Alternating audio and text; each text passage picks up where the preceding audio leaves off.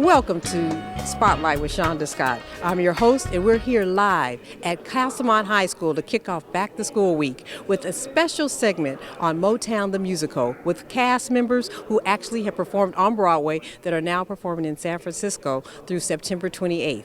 We're excited to be here to kick off Back to School with the students, and we have an amazing program for you. It's live here from Castlemont High in Oakland, California.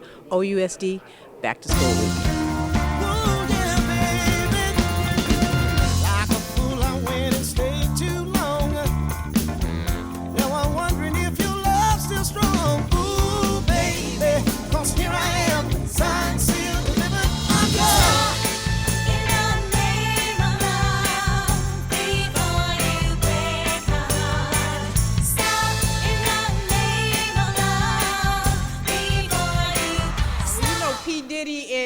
And Jay-Z, right? Well, if it weren't for Berry Gordy, none of them would have even existed. This man created Motown back when probably your grandparents and your great-grandparents were around, and it still has legendary music now. So they started a musical about the story of his life, and it's called Motown the Musical, and it actually is a history lesson of all the great music that is familiar to you now. You hear it on the radio, and it's all from Motown. The Temptations, Diana Ross and the Supremes, everybody knows them. So the Supremes are here with us to perform, the cast members from Motown the Musical. So we're going to talk to them about their journey and their success, and also talk to them about, and they're also going to do a special performance for us. We also have Vice President of the School Board, who is the district director in this area where Castlemont is, Vice President James Harris. Vice President Harris, will you just welcome us here today? It's Back to School Week, the first week of school. They're doing great for the first week of school. Y'all feeling good coming back first week? It takes a minute for a school to take after summer. So I'm glad y'all are back here, fired up. I'm happy that Motown has come. Your new principal is also here, Will Shabrin. And I think Kevin Taylor, the high school network officer, may drop by, but I think this is a real treat for you, for sure.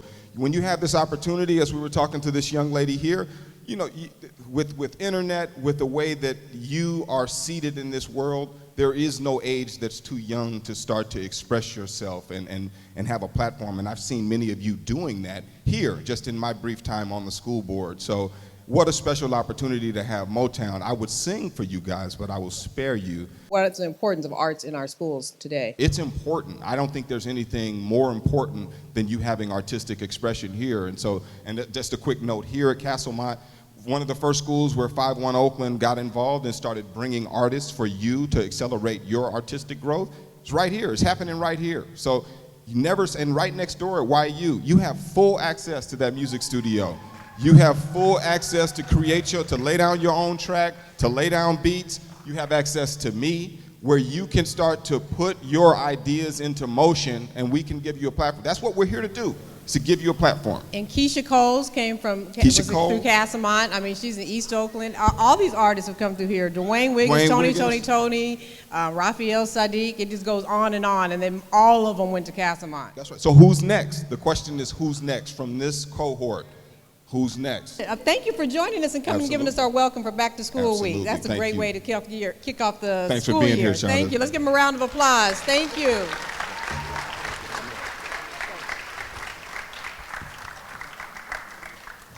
So now we're going to move to our special guests, the Supremes, who are here to perform. They're from the cast of Motown the Musical. Like I told you, it's a story of Berry Gordy's life, his legend, how he started with $800 and made $1 billion empire. They're here to perform a few of their acts, but they're going to come out now and just tell us some of their history, their story, just what it's like to perform, because they performed in New York on Broadway, and now they're performing in San Francisco through the end of September. September 28th, the show was running in San Francisco. So they came from New York, and they're kicking it off here in the Bay Area. So let's give them all a round of applause.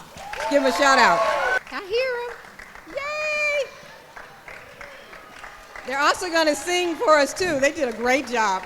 I saw the show. I actually saw opening night of the show, and they were outstanding. Outstanding. Thank you. So I only know you as the Supreme. So can you tell us who you are in the Supreme and your name as well? So we'll start with you. I'm Trisha Jeffrey. I play Mary Wilson of the Supremes. My name is Allison Sims, and I play Diana Ross.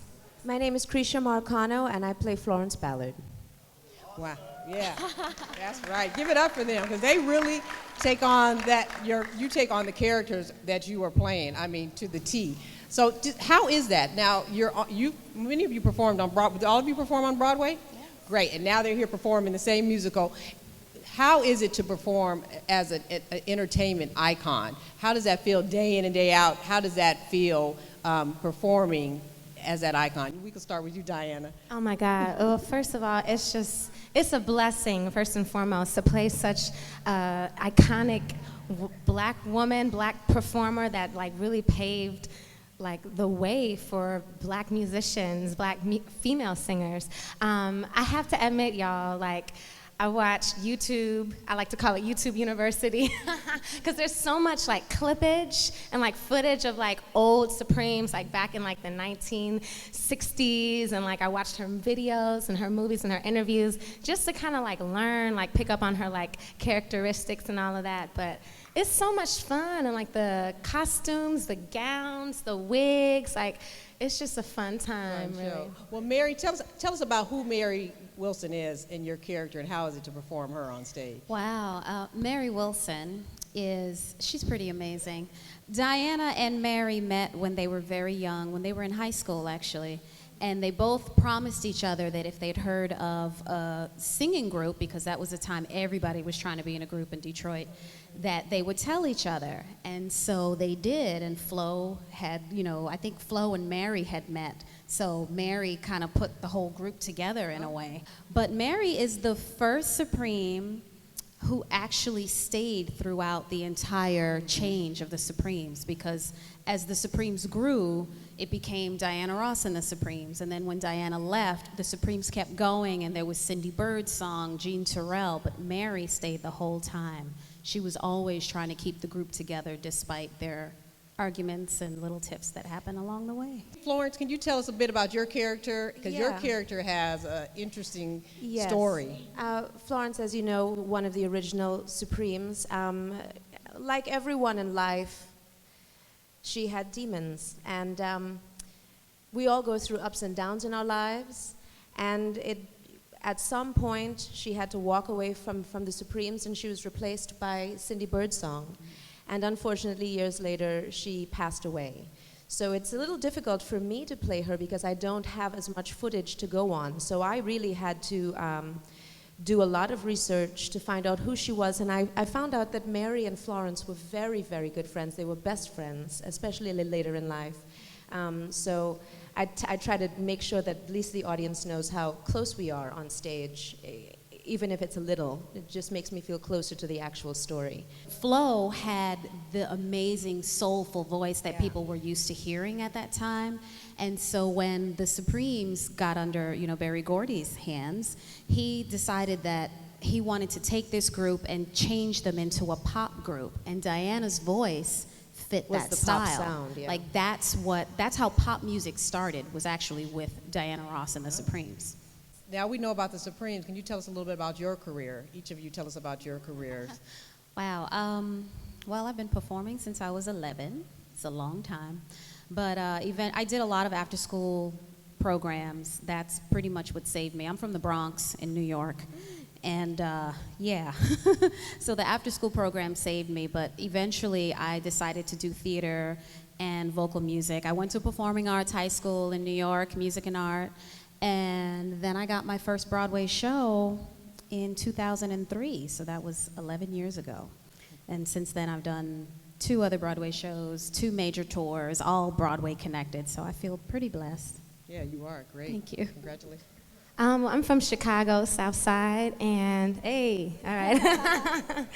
And let's see, I actually went to school for opera. After I graduated, I moved to New York. I went to school out there for 2 years. I did a whole bunch of small regional shows around the country, just kind of step by step, paying my dues. And then my first Broadway show was in 2012 with the Book of Mormon. And then, Motown the musical on Broadway for 3 months, and then this is my first national tour. So Now it's you're exciting. in the Bay Area. Yay! And Cali. Good job. Yes. I was born in Queens, New York. I grew up in Trinidad in the West Indies, and that's where I learned how to dance. I did ballet there. And then when it was time for college, I moved back to New York. I went to SUNY Purchase. I got a BFA in dance, and I was going to be a concert dancer. I spent a few years in the Martha Graham Dance Company, a few years in the Alvin Ailey American Dance Theater, and then I decided to move on to Broadway, and I've done 5 Broadway shows up till now. And I also did the national tour of Fosse, which came to San Francisco, so that was a lot of fun, and I'm glad to be here again with the national tour of first national tour of Motown. Well, the Supremes are going to go backstage and get ready to perform live for us here, right on Castlemont stage. So let's give them a round of applause and thank them for coming out. Thank you. But before they perform, we're going to go to a trailer of the play so you can see, because someone here is going to win tickets. Doing Motown the musical on Broadway was one of the greatest thrills of my life. And now with the launching of our national tour, I feel I have come full circle. People were married to Motown music, they dated to Motown music. It's entwined into our lives in so many ways. This musical will bring all that back.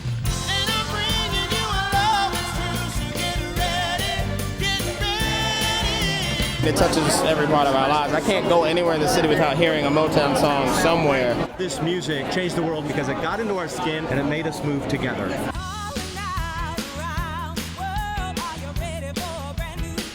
It's something electric when the lights hit and when the costumes happen and the glitter. You'll come in, you'll be entertained, educated, and inspired. And that's something that has happened through me throughout this entire process. And if you can do that within a show, I think you've hit your mark.